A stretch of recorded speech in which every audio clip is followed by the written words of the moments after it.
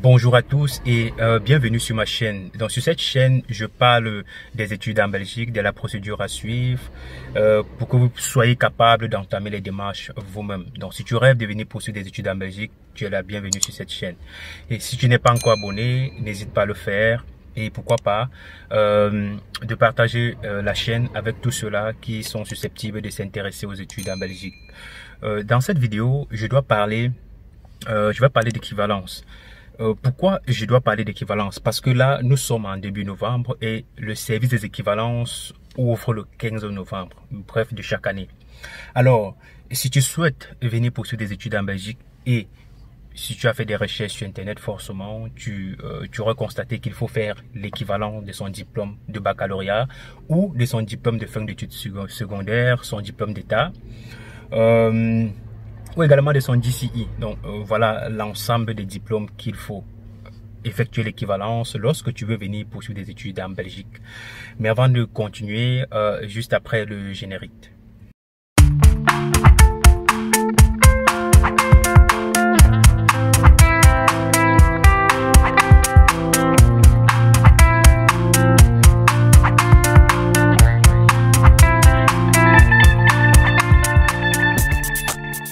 Bonjour, je me prénomme Laetitia, étudiante en marketing à la Haute École de Condorcet. Grâce au guide complet, j'ai suivi ma procédure jusqu'à l'obtention de mon visa. Bonjour une fois de plus à tous et bienvenue sur ma chaîne. Je m'appelle Jacques Takougan. Sur cette chaîne, je parle des études en Belgique, de la procédure, bref, tout ce qu'il faut savoir lorsque vous voulez venir poursuivre des études en Belgique. Dans cette vidéo, je parle d'équivalence. Déjà, il faut savoir que l'équivalence est ce document-là qui te donne accès aux études supérieures en Belgique. Tu as beau être titulaire, tu as beau avoir réussi ton diplôme de baccalauréat depuis ton pays. Lorsque tu décides de venir en Belgique, il faut faire une équivalence. Donc l'équivalence, c'est un peu ce document-là qui atteste que voilà, les études que tu as entreprises dans ton pays te donnent accès aux études supérieures en Belgique. Donc ça c'est très important. D'ailleurs c'est pourquoi lorsque tu veux faire ton équivalence, il faut une preuve comme quoi tu as été inscrit ou alors tu es inscrit dans l'enseignement supérieur dans ton pays. Ça c'est très important. Il y a beaucoup de gens qui vont faire l'équivalence, ils vont pas mettre cette preuve là. Ils seront surpris que lorsque la décision d'équivalence tombe, ils ont une équivalence de type cours. Ils commencent à dire, mais voilà, moi je voulais faire des études peut-être en sciences biomédicales, en médecine, moi me donne le type cours, ça ne me donne pas accès aux études à l'université, uniquement dans des hautes écoles. Comment faire?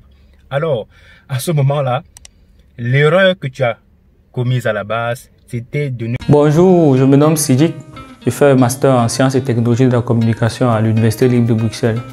Grâce au guide complet, j'ai suivi ma procédure jusqu'à l'obtention de mon visa. Ne pas soumettre une preuve d'inscription aux études supérieures dans ton pays. Tout simplement, tu peux demander une réévaluation de ta décision d'équivalence. Ça se fait.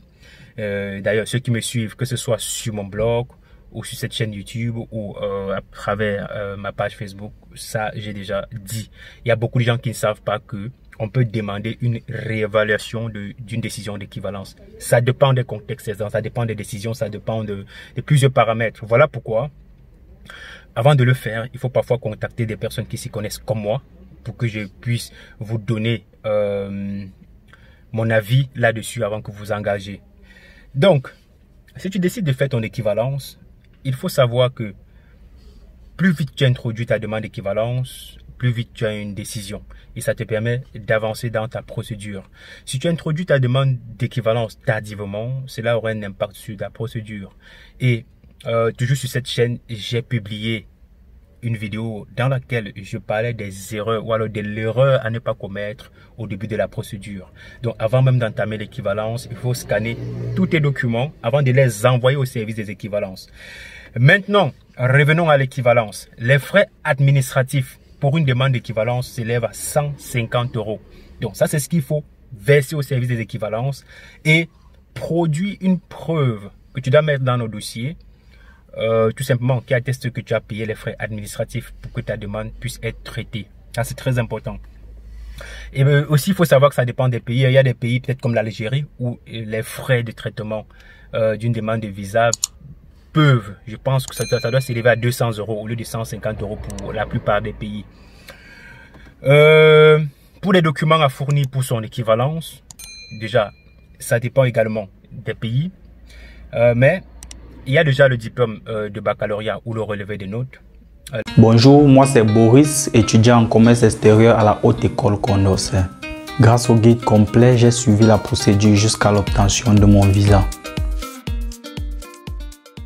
L'acte de naissance, comme je disais, la preuve d'inscription aux études supérieures, une lettre de motivation, une procuration pour ceux qui ont une personne de contact en Belgique qui va s'occuper du dossier.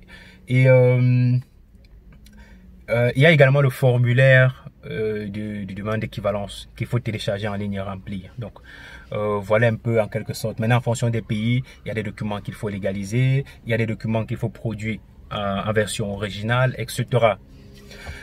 Si tu veux avoir plus d'informations sur l'équivalence, n'hésite pas à regarder les vidéos de la chaîne où je parle d'équivalence, parce que j'en ai développé dans plusieurs vidéos, j'en ai donné des détails pour que vous puissiez établir votre équivalence vous-même. Néanmoins, si tu souhaites être assisté dans tes démarches, n'hésite pas à te procurer mon guide complet. Donc le guide complet, c'est tout simplement la procédure de A à Z, contenue dans une série de vidéos où j'explique ce qu'il faut faire étape par étape, comment remplir tel document, comment entrer en possession de tel document, comment faire ci, comment faire ça, de toi-même forcément, afin que tu sois capable de réaliser ton rêve de venir en Belgique. Alors, si cette vidéo t'a plu, n'hésite pas à lâcher un pouce j'aime, pourquoi pas à cliquer sur la cloche de notification pour recevoir toutes mes prochaines vidéos, et pourquoi pas partager également la chaîne avec tous ceux-là qui s'intéressent aux études en Belgique. Et on se dit à très bientôt pour une autre vidéo. Bonjour, je m'appelle Ahmed Saïd, étudiant en électromécanique à la Haute École Condorcet. Grâce au guide complet, j'ai suivi ma procédure jusqu'à l'obtention du visa.